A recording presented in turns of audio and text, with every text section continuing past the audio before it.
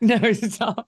Sorry, my tummy just rumbled. No, It's fine. Do you want to stop and get something to eat? Like, is that No, going I to be? already asked this. I no, already asked this. it's my fault. I sort of was like, "Oh, I'll just have a very light lunch. I'll be fine." And then, no, I'm absolutely fine. No, he's fine. Sorry. He is I fine. keep, right, it's all It's gone. okay. Like, I'm not worried about it. Like, it's fine. You can eat. No, We no, can he eat. is fine. It's totally fine. It's totally fine. To start off, there's a question for both of you. I mean, you're both coming off the back of, very well-known shows. Like, obviously, Louisa, you had Derry Girls. Nick, you had Ted Lasso. Without kind of sounding, I don't know, very careerist, like, did both of you purposely pick Renegade Nell because it was so different from the last work that you did, or was it just something in it that you kind of connected with?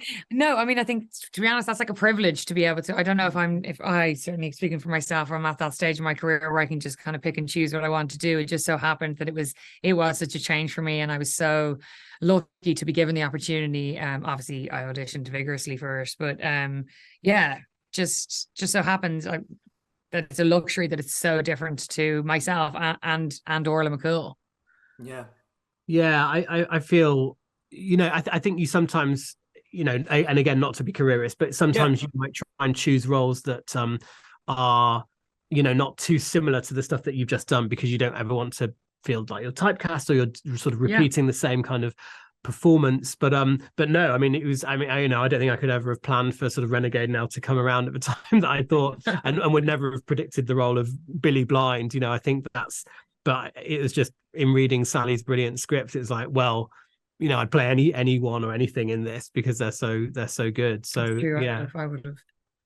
Do you, I mean, on the character there, Billy Blind, like, I mean, as I was watching you play, like, there was an element of, you sounded a little bit like Mr. Swallow. It was a little bit, I mean, was there kind of a bit of a connection there? Or Yeah, well, I mean, we played around with a few different accents, Yeah. and I think the key thing was that sort of bringing the kind of kind of the comedy and what I would be most sort of comfortable with in sort of bringing some of the comedy. And Mrs. Swallow is obviously a voice that I can do, and I did and ah a bit about, do I want to use that voice because I know, but then obviously the character and the setting, I mean, it's so different. And even when Billy's being quite Mr. Swallow in inverted commas, Mrs. Swallow is so different. Like the attitude of Mr. Swallow is so kind of arrogant and sort of showy offy, and like, whereas this is a lot mellower version of Mr. Swallow if there ever was one. And so I think we just thought, well, why not? Because it's within a world of a show where there are lots of different voices and he's a sprite. I quite like what I liked about the Mr. Swallow voice is quite high register, and so it felt like it fits the kind of the sprightliness of Billy Blind. And so but he was Scottish for a bit, and He was Scottish felt a bit too dry maybe, and there are so many different accents in the show that I think Ben Taylor, the director, was so keen on it feeling very natural, it feeling as natural as possible, partly as well because the role was quite physically challenging because I was on a harness and stuff, so it needed to feel real and stuff. So, but we didn't want to use my voice because my voice is quite I feel like me and Ben kind of contemporary. bullied you into doing kind of No, as well. no, not Because we at all. love, we're such a fan. Bless.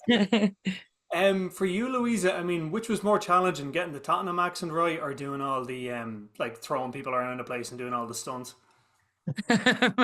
Actually, the stunts. Really? Stunts, yeah. I mean, I was living in East End of London at the time, so so that was lucky in that regard. And I've always been massively into accents, as a kid, doing lots of different voices. So that's something that I was prepared for.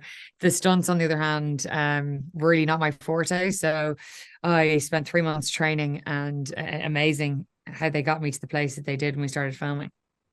I mean, off the back of this now, I mean, obviously I'm not talking Marvel or something like that, but like, has it given you a bit of a yen for doing more stunt work and that Well, kind look, of? we can talk Marvel if you want to talk Marvel, but yeah, no, I mean, I never saw myself in this world. So, but it's an incredible opportunity too, and yeah, I have such a newfound respect for the stunt world in our industry, like just amazing. Those performers are so incredible, and just the whole team and the work ethic, and so supportive, give you so much confidence, and it is really amazing how much they bring to all those productions and genres that require stunt work.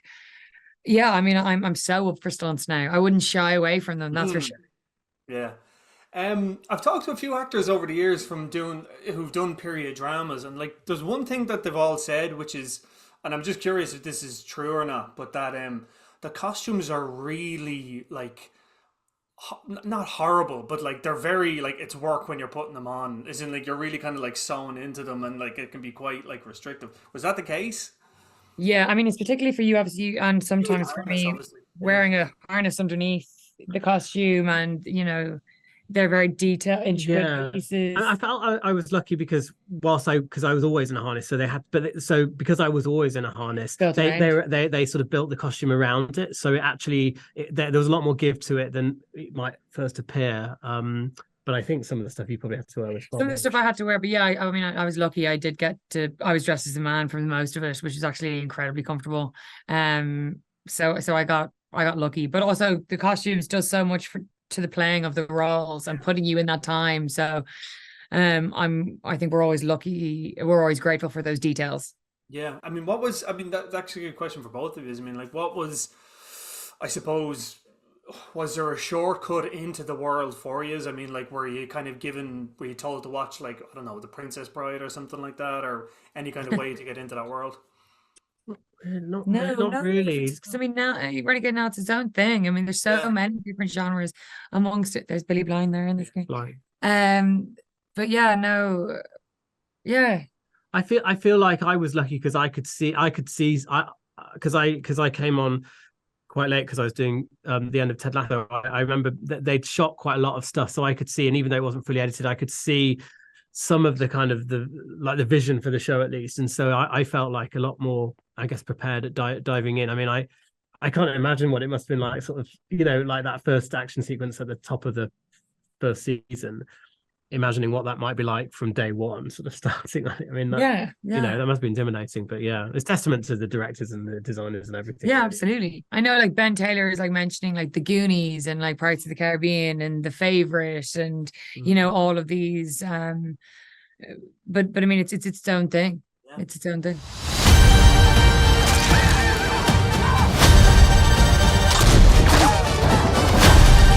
Nell Jackson. Nelly. Nelly Jackson. Yeah, don't call me Nelly.